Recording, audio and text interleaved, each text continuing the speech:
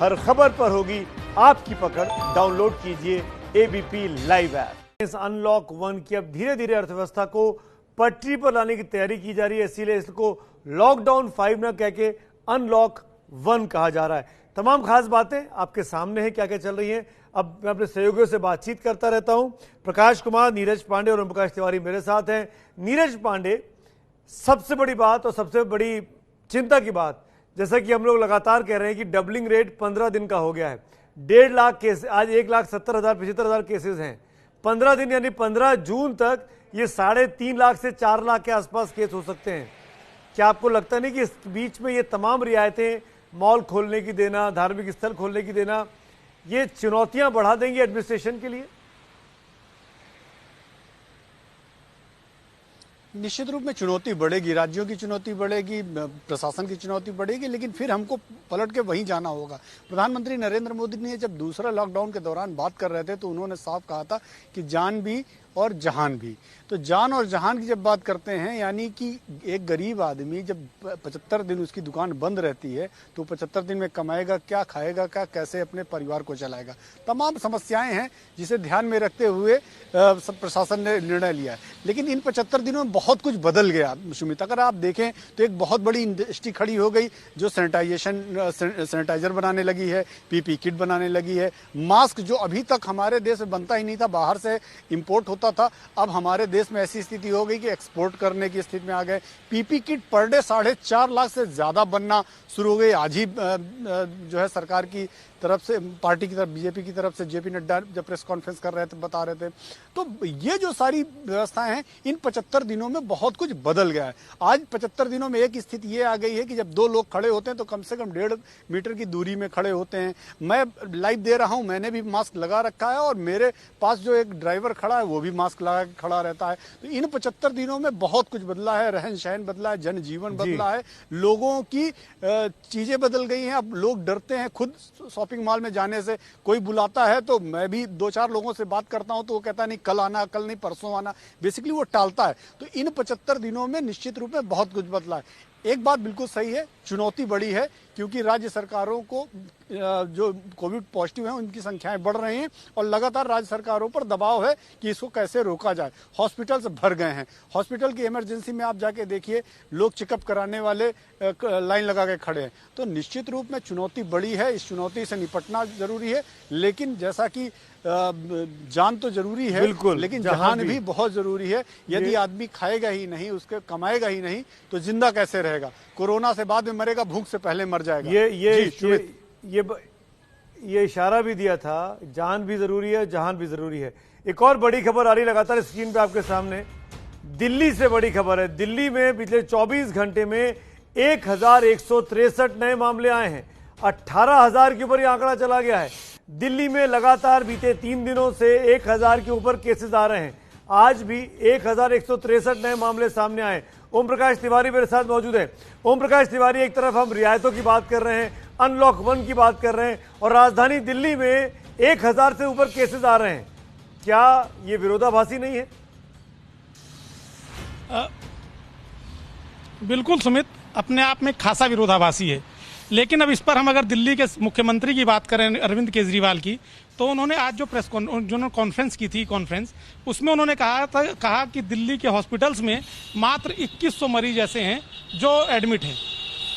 तो इस आंकड़े को क्या कहा जाए? ये कितना बड़ा विरोधाभासी है कि 2100 मरीज केवल एडमिट हैं, जबकि आप ये बताते हैं कि 1100 से ज्यादा मरीज जो है एक दिन में संक्रमित हो रहे हैं। और फिर दूसरी बात ये भी बताई जाती है कि 6,500 से ज्यादा बेड हमारे पास हैं।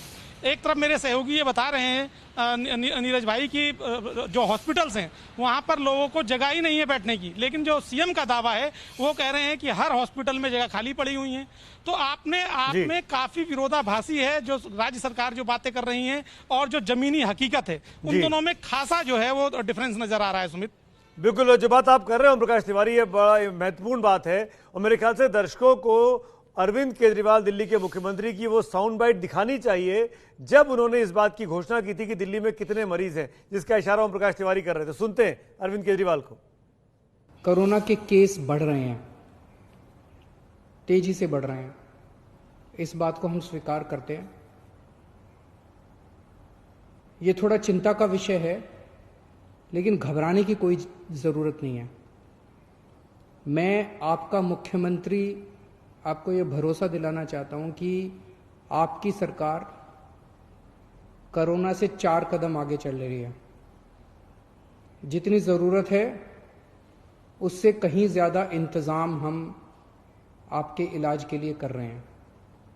जैसा मैं हमेशा कहता आया हूं कि हम परमानेंटली ज़िंदगी में लॉकडाउन नहीं कर सकते, सब कुछ बंद करके नहीं रहा जा सकता। आज कोई ये नहीं कह सकता कि 1 महीना लॉकडाउन और कर लो तो कोरोना ठीक हो जाएगा, या 2 महीना लॉकडाउन और कर लो तो कोरोना ठीक हो जाएगा। कोरोना रहेगा, और अगर कोरोना रहेगा तो कोरोना का इलाज करने का इंतजाम करना पड़ेगा। सुना आपने, खुद बता रहे अरविंद केजरीवाल की चिंता का बात है, लेकिन घबराने की जरूरत नहीं है। कोरोना से 4 कदम आगे की तैयारी दिल्ली की सरकार ने कर ली है। लेकिन इस वक्त ये दिल्ली से चिंताजनक खबर है, बीते 24 घंटे में 1163 नए मामले आए हैं और ये आंकड़ा दिल्ली में संक्रमितों का 18,000 के ऊपर चला गया है, जो देश में दूसरे नंबर पर आ चुकी है दिल्ली, मुंबई के बाद, जहां पे सबसे अधिक संक्रमित हैं आज की तारीख में। अनलॉक 1 की बात चल रही है, लेकिन उसी अनलॉक 1 की जो गाइडलाइंस आई हैं उसमें यह साफ लिखा हुआ है कि lockdown limited to containment zone, और उस कंटेनमेंट जोन में उसमें साफ लिखा हुआ है कि जो जहां पर संक्रमित जगह है, जहां पर कंटेनमेंट जोन है, वहां पर 30 जून तक कोई बदलाव नहीं किया गया है। यानी अगर मॉल और मंदिर खुल रहे हैं तो 30 जून तक इन जगहों पर नहीं खुल सकते हैं जहां पर कंटेनमेंट जोन्स हैं। इसीलिए दिल्ली और मुंबई जैसे शहरों में जहां पर संक्रमण फैला है वहां पे कोई रियायत वहां के बाशिंदे ना करें तो बेहतर है। रणवीर मेरे साथ हैं, लखनऊ चलते हैं। उत्तर प्रदेश उन बिरले जगहों में से है जहां पर ज्यादा केसेस नहीं है, टच वुड, नजर न लगे। लेकिन रणवीर, प्रवासी बड़ी संख्या में पहुंच चुके हैं और बिहार में प्रवासियों की वजह से संक्रमण बढ़ा है। उत्तर प्रदेश में कोई चिंता? जाहिर तौर पर मुख्यमंत्री ने साफ कहा था कि जितने भी पॉजिटिव केसेस आ रहे हैं उनमें 75% ऐसे केसेस हैं जो महाराष्ट्र से आए हुए प्रवासी हैं, वो मजदूर पॉजिटिव आ रहे हैं, और साथ ही जो मजदूर हैं वो सबसे बड़ी चुनौती हैं। और यही वजह है कि जो कोरोना का संकट पहले शहरों तक सीमित था वो गांव तक पहुंच चुका है। लेकिन बावजूद उसके अब जो पलायन की तस्वीरें आज से 15 दिन पहले दिखाई दे रही थी, फिलहाल वो तस्वीरें नहीं दिखाई दे रही, और गाँव तक जो PSCs और CSCs हैं उन PSC CSC तक को अलर्ट किया गया है। स्कूलों में क्वारंटाइन सेंटर बनाए गए और लगातार इस बात की निगरानी हो रही है। और शायद यही वजह है कि जो आंकड़ा है वो करीब 7,500 के आसपास है, और उसको बढ़ने ना दिया जाए इसके लिए तमाम सारे उपाय किए जा रहे हैं।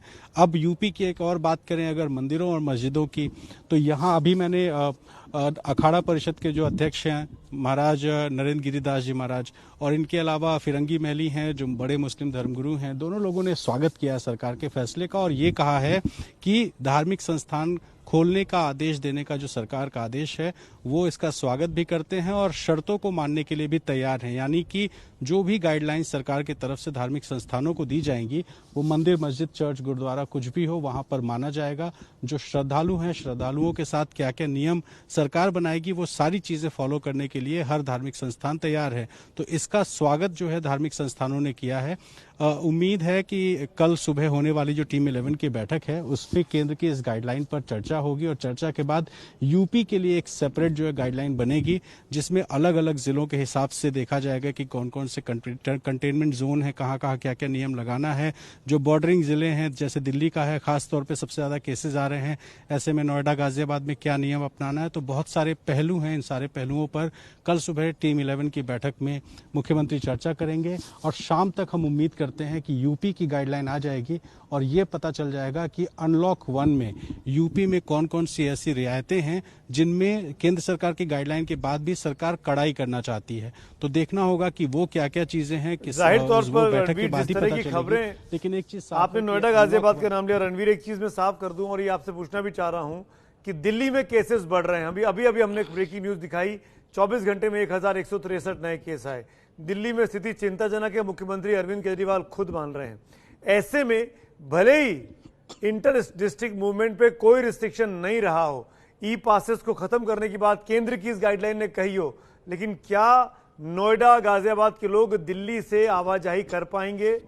क्या जो चीजें आज की तारीख में बड़ा स्ट्रिक्ट है, दिल्ली से नोएडा में एंटर करना, आज मैं खुद फंसा हूं ट्रैफिक में, क्या आपको लगता है कि ऐसी परिस्थितियां, इनमें कोई रियायत मिल पाएगी इस आज के इस दृश्य में?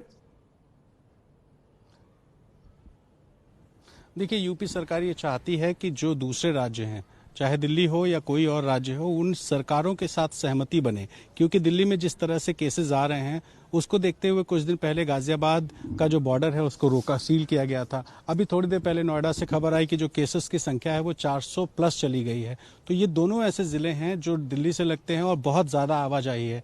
दिल्ली में रहने वाला नोएडा में काम करता है, नोएडा में काम करने वाला रहने वाला दिल्ली में काम करता है। तो इस वजह से किस तरह से इंटर स्टेट मूवमेंट होगा, अपनी गाड़ियों के लिए क्या नियम होंगे, कितने सारे लोग होंगे, तो बहुत सारी चीजें हैं। यूपी सरकार का कहीं ना कहीं ये कोशिश होगी कि दिल्ली सरकार के साथ एक समन्वय बने और उसके हिसाब से लोगों का आवाजाही हो। तो कल की बैठक में यह तय होगा। रणवीर, इस बीच एक बड़ी खबर आ रही है, दर्शकों को बता दूं, आप बने रहिए मेरे साथ, तमाम सहयोगी भी जो है। हरियाणा से बड़ी खबर आ रही है। गुरुग्राम में एक ही दिन में कोरोना के 157 नए मामले आए हैं। तो गुरुग्राम में एक दिन में 157 नए मामले हैं। ये तेजी से बढ़ती संख्या है। इतने पूरे आंकड़े हरियाणा भर में नहीं है। अगर गुरुग्राम को माइनस कर दिया जाए तो इतने लोग हरियाणा में नहीं निकले, लेकिन गुरुग्राम में 157 नए केस आ गए। ये अपने आप में चिंता का विषय बनता है। नीरज पांडे, क्या दिल्ली के बीच और गुरुग्राम के बीच भी चीजें नॉर्मल नहीं हो पाएंगी अभी यातायात को लेकर? देखिए, पहले भी ये था कि जो है दोनों राज्यों के बीच सहमति से इंटर स्टेट एक्टिविटी शुरू की जाए, लेकिन नोएडा और गाजियाबाद, फरीदाबाद और गुड़गांव यानी कि हरियाणा सरकार ने और उत्तर प्रदेश की इन दो राज्यों में, इन दोनों जिलों के डीएम ने इंटर स्टेट एक्टिविटी पूरी तरह से रोक दी थी। केवल कुछ पासेस जारी किए थे जो इसेंशियल सर्विसेज के थे। तो मुझे लगता है जैसे जिस तरह से केसेस सामने आ रहे हैं, चाहे वो गाजियाबाद में हो, नोएडा में हो, जैसा आपने गुड़गांव बताया 150 से ऊपर ज्यादा केसेस एक दिन में आए हैं, तो इससे साफ ये लग रहा है कि अभी फिलहाल इस गाइडलाइन का यहाँ पे इम्प्लीमेंट होता दिख नहीं रहा है। यानी कि इन चारों जिलों के जो डीएम हैं वो कहीं ना कहीं जो राज्यों को पावर्स दिए गए हैं उसका इस्तेमाल करेंगे और उसके आधार पर तय करेंगे कि दिल्ली से जो मूवमेंट होता है इन शहरों में शायद वो अभी ना हो। ऐसा अभी जो आज की जो एक्टिविटी और आज के जो मामले निकल कर आए उससे साफ नजर आता है। लेकिन एक बात तो तय है कि राज्यों, केंद्र ने जो गाइडलाइन दी है उसको तो मानना ही पड़ेगा। कुछ छूट और देनी पड़ेगी। ये अलग बात है कि आपको चाहे ई पासेस देना पड़े, इसेंशियल पासेस देना पड़े, लेकिन वो देना ही पड़ेगा, खासकर सर्विस क्लास के लिए जो रोज काम करते हैं। कोरोना वॉरियर्स हैं, मैं बीच में टोक रहा हूं। बड़ी खबर नोएडा से भी आ रही है। एनसीआर का एक और इलाका नोएडा में एक दिन में 400 मरीज हो चुके हैं। कोरोना के मरीज 400 के पास अब तक, माफ करेगा, ये अब तक की संख्या है। कुल नोएडा में अब तक कुल 405 मरीज हैं। आज 18 नए मरीज मिले हैं। तो नोएडा में भी संख्या बढ़ रही है। दिल्ली में तो 1000 के ऊपर है और गुरुग्राम में भी केसेस बढ़े हैं। इसलिए दिल्ली एनसीआर में क्या स्थिति है ये दर्शकों आपके सामने है। रणवीर, नोएडा में केसेस बढ़े हैं, हालांकि दिल्ली के मुकाबले बहुत कम है, पर दिल्ली की जनसंख्या कहीं ज्यादा है, नोएडा की जनसंख्या कहीं कम है। ऐसे में इन तमाम अनलॉक 1 की जो शर्तें हैं उसको लागू करना शायद मुश्किल है। देखिए, अनलॉक 1 में ये कहा गया है कि जो कहा गया है उसको फॉलो करना है, उसमें राज्य सरकार अपने हिसाब से कुछ कड़ाई कर सकती है। ऐसे में इंटर स्टेट मूवमेंट कहीं यूपी के लिए एक परेशानी का सबब ना बन जाए, इसलिए हो सकता है कि कुछ कड़े फैसले लिए जाएं। जिस तरीके से गाजियाबाद के और नोएडा के बॉर्डर को सील किया गया था और सिर्फ उन लोगों को अनुमति दी गई थी जिनके पास पासेस हैं, इस तरह के पासेस की व्यवस्था हो सकती है या कोई और विकल्प निकाला जा सकता है, फिलहाल देखना होगा। लेकिन ये जरूर है कि दिल्ली में जिस तरीके से केसेस आए उसको देखते हुए अगर नोएडा को हम देखें तो देखिए बिल्कुल सटा हुआ बॉर्डर है। अगर किसी को बताया ना जाए तो दिल्ली और नोएडा में वो अंतर ही नहीं कर सकता है कि कौन सा दिल्ली है कौन सा नोएडा है। ऐसे में बॉर्डर्स को सील किया गया है सिर्फ इस वजह से कि अगर दिल्ली के लोगों को फ्री फॉल दिया गया तो बहुत सारे लोग हैं जो नोएडा आएंगे और कहीं संक्रमण का खतरा बढ़ता है तो वो यूपी के लिए आ जाएगा, क्योंकि यूपी में अगर एक बार कोई नोएडा आ गया तो फिर पूरे स्टेट में उसको आने जाने की कोई रोक टोक नहीं है। और अब तो इंटर स्टेट मूवमेंट भी सरकार की तरफ से अनुमति दे दी गई है। ऐसे में ये बहुत बड़ी चुनौती हो जाएगी। तो देखना होगा यूपी सरकार क्या फैसला लेती है। और आप आगरा को ही देख लीजिए, राजस्थान से बसेज आई तो आगरा में बॉर्डर सील किया गया, मथुरा है, तो ये सारे जो बॉर्डरिंग जिले हैं इन जिलों पर खास निगरानी जरूर रहेगी, क्योंकि जो केसेस दिल्ली से आते हैं या बाकी स्टेट से आते हैं वो कहीं यूपी के लिए बहुत बड़ी चुनौती ना बन जाए। जो 2 महीने में यूपी सरकार ने किसी तरीके से कंट्रोल करके रखा हालात को, और अभी सबसे बड़ी चुनौती अगले कम से कम 10 दिन ये जरूर रहेगी कि जो प्रवासी मजदूर बाहर से आए हैं उन मजदूरों को निगरानी में रखा जाए, और कहीं से भी कोई ऐसा केस आता है तो उनको क्वारंटाइन कराया जाए, आइसोलेट कराया जाए। तो ये सारी चीजें अगले कम से कम 10 दिन यूपी सरकार के लिए चुनौती हैं। और हम उम्मीद करते हैं कि अगर अगले 10-12 दिन तक प्रवासी मजदूरों में बहुत ज्यादा केसेस नहीं आए तो यूपी की स्थिति काफी बेहतर रहेगी। लेकिन यूपी सरकार के लिए प्रवासी मजदूर एक चुनौती है। और अगर दिल्ली की बात करें तो दिल्ली का बॉर्डर भी फिलहाल सरकार के लिए एक बहुत बड़ा ऐसा सवाल है कि क्या करना है, कि इनकी गाइडलाइन के हिसाब से उसको खुला रखना है या अनलॉक कर देना है। तो कल सुबह हम उम्मीद करते हैं कि टीम 11 की बैठक में यह फैसला होगा और शाम तक यूपी सरकार की गाइडलाइन आ जाएगी और पूरी स्थिति साफ हो जाएगी कि अगले 1 महीना अनलॉक यूपी में कैसा रहेगा। इस बीच एक और बड़ी खबर आ रही है। आईसीएमआर की तरफ से, Indian council of medical research ने तमाम राज्यों को कहा है कि कोरोना के टेस्ट के लिए एंटीबॉडी टेस्ट कराएं। आईसीएमआर का तमाम राज्यों को ये बड़ा निर्देश है। राज्य एंटीबॉडी टेस्ट तेजी से कराएं ताकि कोरोना के मरीजों की पहचान हो सके। तमाम जानकारी के साथ मेरे सहयोगी अंकित गुप्ता जुड़ गए हैं। अंकित, आईसीएमआर की ये बड़ी कोशिश। जी, निश्चित तौर पर एक बड़ी कोशिश है, क्योंकि जो एंटीबॉडी टेस्ट करवाने को लेकर के इससे पहले जब रैपिड टेस्ट हो रहे थे तो उस दौरान भी यही सवाल उठा था कि रैपिड टेस्ट जो हो रहे हैं वो एंटीबॉडी टेस्ट हो रहे थे, लेकिन उस दौरान जो रैपिड टेस्ट पर रोक लगाई गई थी। लेकिन अब जबकि जो है अनलॉक जो फेज 1 ये शुरू हुआ है, अनलॉक 1 का ये जो चरण शुरू हुआ है, तो अब इस दौरान अब कोशिश यही की जा रही है कि अब बड़ी जो संख्या में ये एंटीबॉडी टेस्ट करवाए जाए। इससे ये पता चलेगा कि कितने लोग जो है कोरोना संक्रमित हो चुके हैं पहले, या फिर उनमें सिम्टम्स हैं, तो उससे एक पहचान करने में थोड़ी मदद मिलेगी। और अब बाकायदा आईसीएमआर ने ये डायरेक्शन इशू कर दिए हैं और देश भर के लिए डायरेक्शन ये इशू हुए हैं। इसमें होगा कि एंटीबॉडी टेस्ट और कोरोना टेस्ट में किस बात का अंतर होता है अंकित? सुमित जी, अगर हम बात करते हैं एंटीबॉडी टेस्ट की, तो एंटीबॉडीज जो है तभी डेवलप होती हैं जब अगर उदाहरण के तौर पर कोई व्यक्ति कोरोना संक्रमित हुआ है तो उसके शरीर में जो एंटीबॉडीज डेवलप होंगी कोरोना से लड़ने के लिए, वो तभी डेवलप होंगी जब वो कोरोना से संक्रमित हो चुका होगा और उससे लड़ने के लिए एंटीबॉडीज जो है उसमें डेवलप हुई होंगी। इससे ये पता चलेगा कि किस तरीके से लोग जो है हमारे यहाँ कोरोना संक्रमित हुए हैं और उनका पैटर्न क्या रहा है, क्या वो सही हुए हैं, क्या वो जो है, जैसा कि लगातार ये कहा जा रहा था कि 80% आबादी ऐसी होगी जो संक्रमित होगी और अपने आप ठीक भी हो जाएगी। तो वही पता करने के लिए कि क्या इसमें कम्युनिटी ट्रांसफ्यूजन तो नहीं हुआ, ट्रांसमिशन तो नहीं हुआ है, क्या अब जो लोग अगर प्रभावित हुए भी हैं क्या वो अपने आप ठीक हो पा रहे हैं। तो एंटीबॉडी टेस्ट से ये पता चल सकता है कि किस तरीके से भारत में कोरोना संक्रमण फैला है और क्या वाकई में लोगों में इम्यूनिटी पावर डेवलप हुई है, जो कि एंटीबॉडीज जिसको हम कह सकते हैं उससे लड़ने के लिए।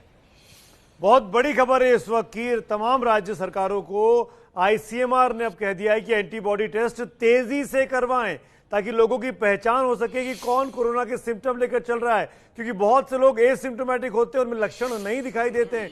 इसीलिए एंटीबॉडी टेस्ट तेजी से कराने के लिए Indian council of medical research ने राज्य सरकारों को ये निर्देश दे दिया है कि तेजी से अपने इलाके में एंटीबॉडी टेस्ट कराएं ताकि कोरोना से लड़ने में एक कदम आगे चला जा सके, कोरोना को मात दी जा सके।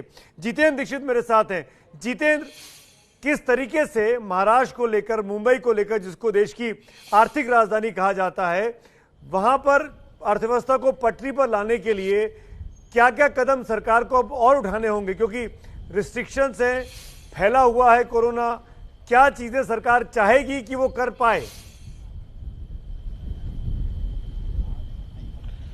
देखिए, फिलहाल की मैं बात करूं तो पूरे महाराष्ट्र को 2 जोन्स में बांटा गया है, रेड जोन और नॉन रेड जोन। जो रेड जोन है वहां पर बड़े ऐसे केंद्र हैं, बड़े ऐसे शहर हैं जो कि राज्य के बड़े आर्थिक केंद्र माने जाते हैं, ना केवल राज्य के बल्कि देश के लिए, जिसमें कि मुंबई आ जाता है, पुणे आ जाता है, ठाणे, नवी मुंबई, ऐसे तमाम शहर हैं जो कि रेड जोन में इस वक्त हैं।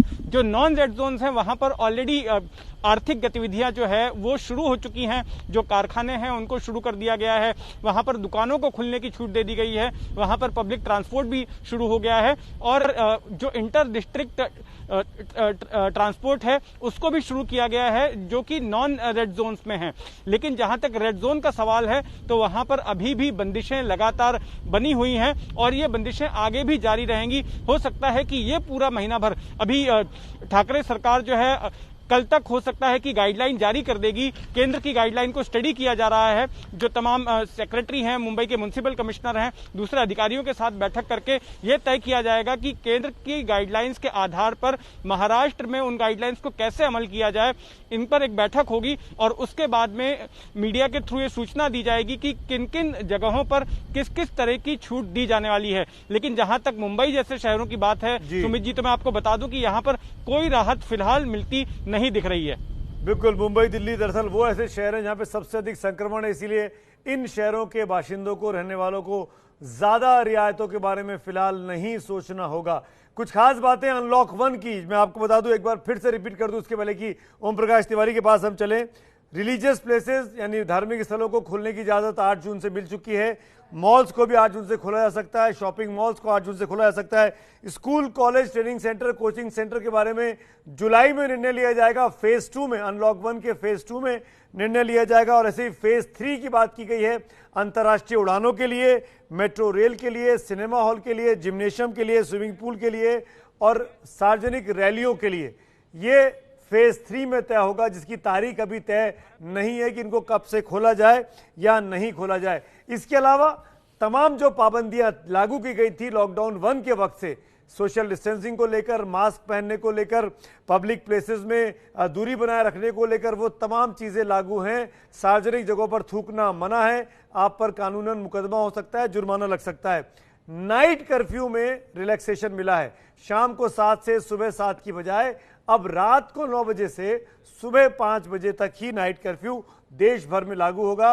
इंटर डिस्ट्रिक्ट जो मूवमेंट था उस पर हर तरह के ई पास को केंद्र ने मना कर दिया है, लेकिन राज्य सरकारों पर कहा है कि आप चाहे तो अपने हिसाब से इस पर फैसला ले सकते हैं कि इंटर डिस्ट्रिक्ट मूवमेंट आपको कराना है या नहीं कराना है। ओम प्रकाश तिवारी, इसके बाद चीजें पटरी पर लौटेंगी? ओम प्रकाश तिवारी हमारे साथ बने हुए हैं। बिल्कुल सुमित, केंद्र सरकार को यही उम्मीद है कि धीरे धीरे जो है अब जिंदगी वापस पटरी पर आ जाएगी। यही कारण है लॉकडाउन 4 में भी काफ़ी हद तक छूट दे दी गई थी और केंद्र सरकार ने इस छूट देने के पीछे देखा था कि मामलों का उछाल कहां तक जा सकता है और ये मामले किस हद तक बढ़ सकते हैं। समीक्षा के बाद ये पाया गया, सूत्रों के मुताबिक, कि समीक्षा के बाद ये पाया गया कि हालात बहुत ज़्यादा डिसकंट्रोल होने वाले नहीं हैं, हालात कब्जे से बाहर नहीं जाएंगे। यही कारण है कि अनलॉक 1 की तैयारी की गई और अनलॉक 1 में काफ़ी हद तक छूट दे दी गई हैं। मैं आपको एक बात महत्वपूर्ण बता दूं सुमित कि जो अनेक राज्य ऐसे हैं जो खासकर महत्वपूर्ण, जो अब गाइडलाइन आएगी मिनिस्ट्री ऑफ हेल्थ की, उससे पता और चलेगा कि जो स्टेट्स हैं उनको और क्या क्या अहम छूटें दी गई हैं और जो खासकर जो 11 ऐसी जगह जो चिन्हित की गई हैं जहां पर कोविड के पेशेंट ज़्यादा हुए हैं, दिल्ली, अहमदाबाद, मुंबई, इन तमाम जगहों पर, वहां पर और क्या क्या कड़ाई से अनुपालन कराया जाएगा। ये जो मिनिस्ट्री ऑफ हेल्थ की गाइडलाइन जो कल संभवतः कल आ जाएगी उसमें ये होगा। लेकिन केंद्र सरकार को लगा कि जिंदगी एक बार फिर पटरी पर आ सकती है, लिहाजा छूट का दायरा एक बार फिर बढ़ाया गया है और केंद्र सरकार को उम्मीद है कि आने वाले दिनों में इसके सुखद परिणाम होंगे। भले ही केस बढ़े, लेकिन मौत की दर जो है वो खासी कम है और अन्य देशों के मुकाबले में हम उसमें बेहद नीचे हैं। और सबसे महत्वपूर्ण बात की जो भारतीय इंसान है, जो इंडियंस हैं, उनकी जो आंतरिक क्षमता है उसे काफी हद तक बेहतर बताया जाता है। तो इन तमाम बातों को लेकर